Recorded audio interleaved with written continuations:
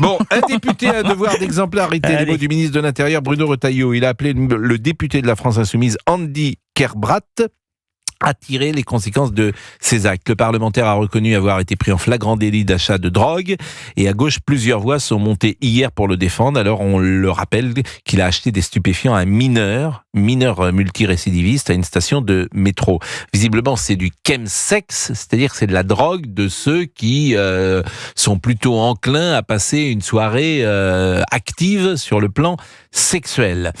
Pour Jean-Luc Mélenchon, contre l'addiction qui le domine pour l'instant, il engage un traitement. Je lui exprime mon soutien très amical, a-t-il écrit dans cette lutte. Il n'a commis des dommages que sur lui-même. Non, ce ne sont pas que des dommages que sur lui-même, précisément. C'est-à-dire qu'il alimente les filières, il est un maillon des chaînes mafieuses qui existent sur la drogue, et d'une certaine manière, on peut considérer qu'il a une forme de sang sur les mains, et je le dis pour tous ceux qui fument, qui boivent, pas qui boivent d'ailleurs, qui fument ou qui prennent de la drogue. Forcément, vous êtes responsable de ces chaînes mafieuses qui existent. Alors, la gauche a-t-elle perdu la raison, puisque tout le monde soutient Monsieur Kerbrat? Je voudrais qu'on écoute d'abord Christian Estrosi. Il était l'invité ce matin de Romain Desarbes sur CNews et sur Europe 1. Comment peut-on concevoir que ceux qui ont à faire la loi, ceux qui ont à se montrer exemplaires en matière de droits et de devoirs dans les lois de la République, puissent encore avoir un droit d'exercer? Aujourd'hui, ce qui génère le plus d'insécurité, qui contribue le plus aux filières de développement de l'immigration clandestine dans notre pays, ce sont les filières du narcotrafic, pour lesquelles je réclame que ce soit une grande cause nationale. Eh bien, je pense qu'il a raison, Monsieur Estrosi. Il a réagi également aux propos de Madame Sandrine Rousseau, qui a apporté tout son soutien à Monsieur Kerbrat. Lorsque je vois Madame Sandrine Rousseau qui vient ce matin au secours de ce député LFI en disant « mais il faut changer notre regard sur les consommateurs, ce sont des malades, il faut les traiter ». Ce sont des malades, il faut leur enlever toute responsabilité publique parce que ce sont des dangers publics, tout simplement. Les mots fermes du maire de Nice ce matin. Sandrine Rousseau, écoutons-la justement, elle est députée écologiste, elle était hier soir sur BFM. Oui, il doit rester en poste et il doit au contraire incarner un autre discours sur la consommation de drogue. Je rappelle que la France est un des pays, si ce n'est le pays qui a la législation la plus dure sur la drogue des pays de l'OCDE. Et en fait, nous sommes parmi les pays les plus consommateurs. Donc il faut sortir d'un tout répressif. Je sais que c'est difficile à entendre. Je sais que c'est à revers de tout ce qu'on fait en France depuis des années. Mais la politique répressive de la France en matière de drogue est non seulement un échec, mais en plus elle met en danger les personnes, puisque on le voit là, on va consommer des produits dont en plus je ne suis absolument pas certaine qu'il connaissait la contenance précise de ce qu'il achetait, c'est-à-dire que ça pouvait très bien être issu d'un trafic et de produits coupés qui auraient pu mettre sa vie en danger. Donc vraiment, ayons juste un regard un peu empathique vis-à-vis des personnes qui consomment. Elle a le regard empathique avec les sujets qui l'arrangent, Madame Rousseau. Elle n'avait pas de mots assez durs, à juste titre d'ailleurs, sur Monsieur Adrien Quatennens qui avait tabassé sa femme. Elle avait demandé qu'il soit exclu. Là, manifestement, pour des raisons de drogue, tout le monde, elle n'est pas sur la même longueur d'onde. Il y a également Madame Vogel, Mélanie Vogel, qui est sénatrice écologiste, que je voulais vous faire écouter. Je peux vous dire que Bruno Retailleau va certainement découvrir que la consommation de drogue, dans son gouvernement, il y en a aussi. Et moi, je constate... Vous avez des informations? Mais c'est... Comme disait là, monsieur... vous portez des accusations très graves. Vous dites que dans le gouvernement de Barnier, il y a des gens qui consomment de la drogue. Je dis juste que les politiques ne sont pas extérieurs à la société. Ouais. Et moi, je trouve ça extravagant. Je peux pas vous dire autre chose. Ce que j'entends depuis quelques mois ou quelques années, pour moi, je trouve ça effrayant. Mais je suis un homme d'une autre génération. Je me faisais l'idée de députés et j'ai grandi avec des députés, des hommes politiques qui n'étaient pas sur ce registre-là. Voilà, Monsieur Kerbrat, évidemment, n'avait pas sa place dans la France des années 70 au Palais Bourbon. C'est le profil intellectuel, culturel, personnel de Monsieur Kerbrat faisait que ce type d'individu n'entrait pas à l'Assemblée nationale. Mais la société change sans doute.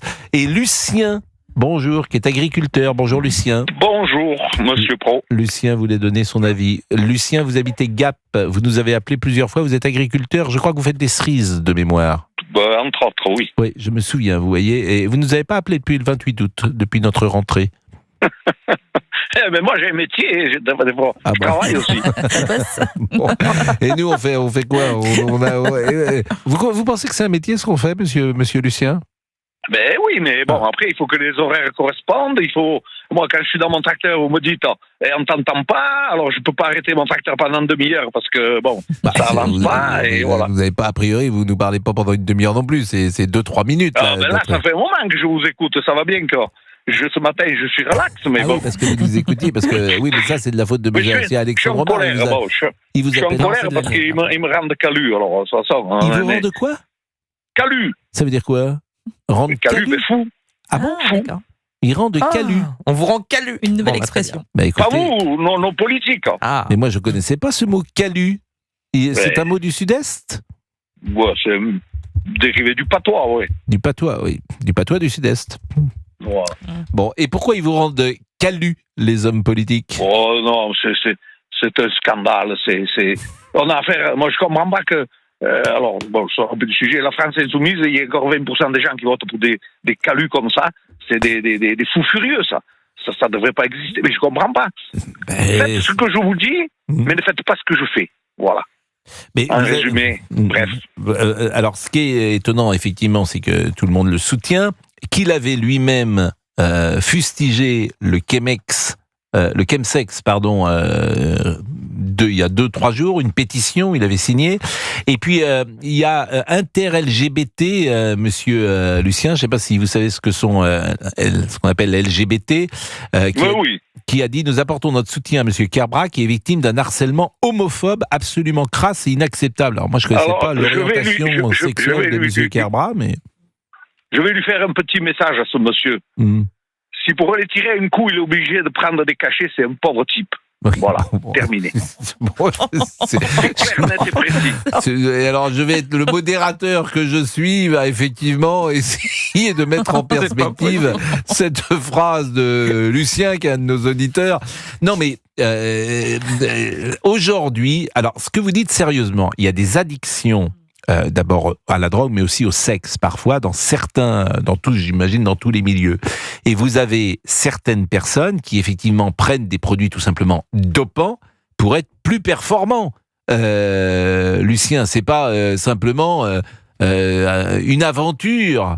Dans ces cas-là, c'est une sorte de marathon de sexe qui est mise en place, et on avait découvert le chemsex à l'occasion de l'affaire Palmade, et on s'était rendu compte qu'il y a des gens qui se réunissent et qui pendant 48 heures n'arrêtent pas. Je vais utiliser j'avais imaginé une autre expression, mais elle n'est pas très correcte, mais qui sont dans une addiction au sexe.